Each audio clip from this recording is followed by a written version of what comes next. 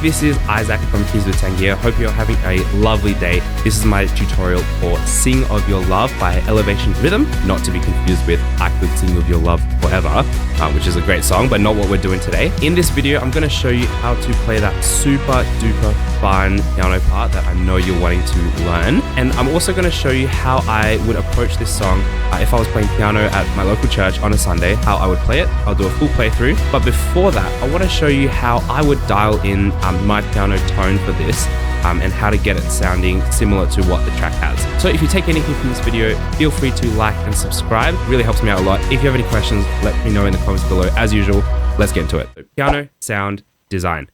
Sorry if my voice sounds a little bit different. I'm a little bit sick at the moment. Your typical worship piano sound might sound something like this.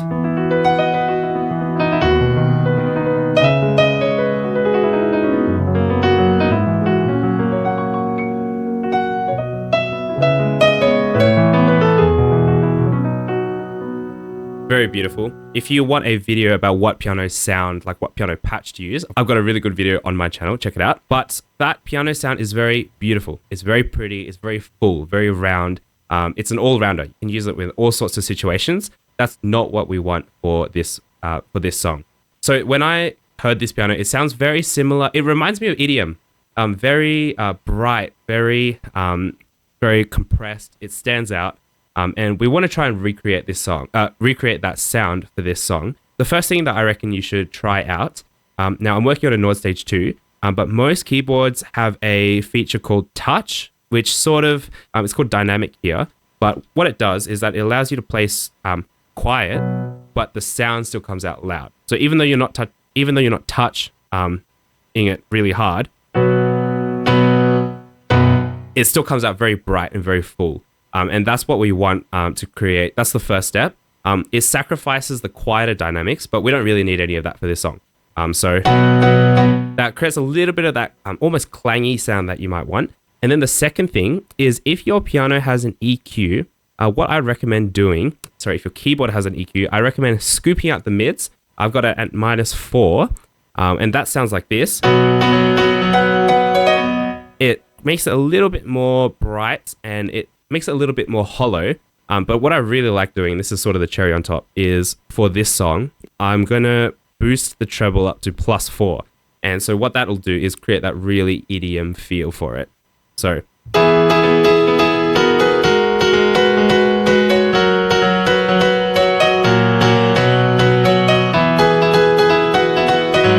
Super bright, super clangy.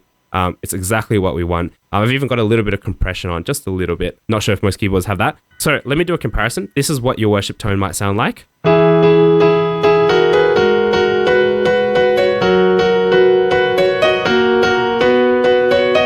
So that's not bad. Sounds great, but not exactly the feel for this one.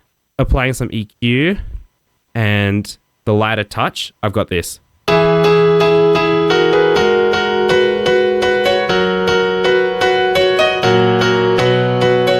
Super bright, super full, super energetic. That's exactly what we want. So let me show you how to play that. I listened to it about 1,000,000 times, and I think I've got something that's fairly accurate. And this is the most helpful way I learnt it. And I think it's fairly user-friendly, even though it feels a bit much at first. So let's split it up into right hand and left hand. The right hand is the melody part. It goes like this.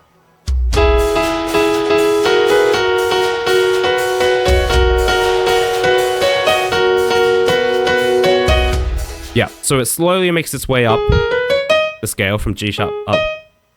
And you just have to practice it a couple times to really get it.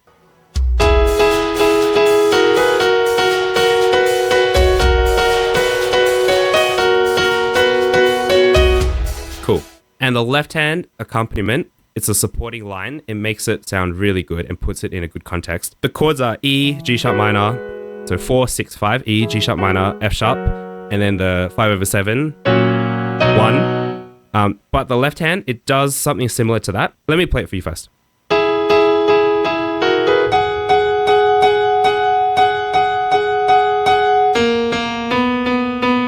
Cool. So it doesn't play anything for that E.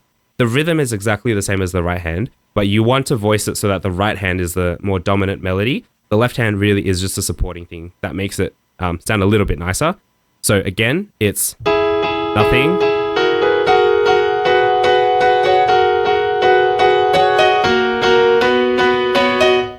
So not too hard. Putting it together takes a little bit of practice. So I recommend setting some time aside. Putting it together, it sounds like this. 3 and...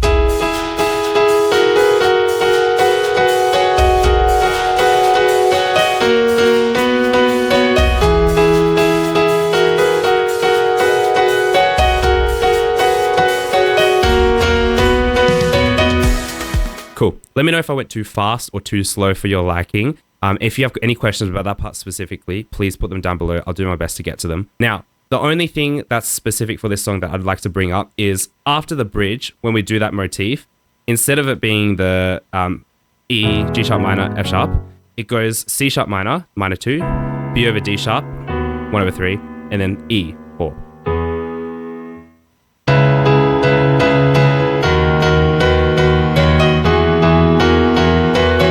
Something like that. When it comes to that part for my playthrough, I'll put the chords up. I'll put a little note there. You'll see it. So what we're going to do now is a playthrough, a full playthrough, how I would approach it, say on a Sunday morning. I'll put some notes there on the side. But thank you for watching in advance. And of course, do let me know any questions that you have. Like and subscribe as usual. That really does support me and allows me to make more content. Let's get to it.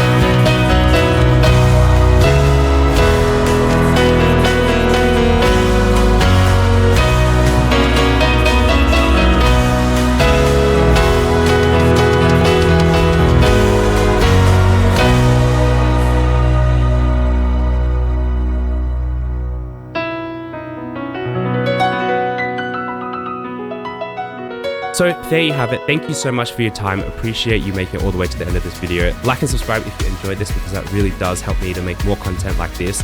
It allows me to make more videos, and leave any questions you have down in the comments. I'll make sure to get to every single one of them. I'll do my very best to do that. Have a fantastic day. I'll catch you on my next video. Thank you so much.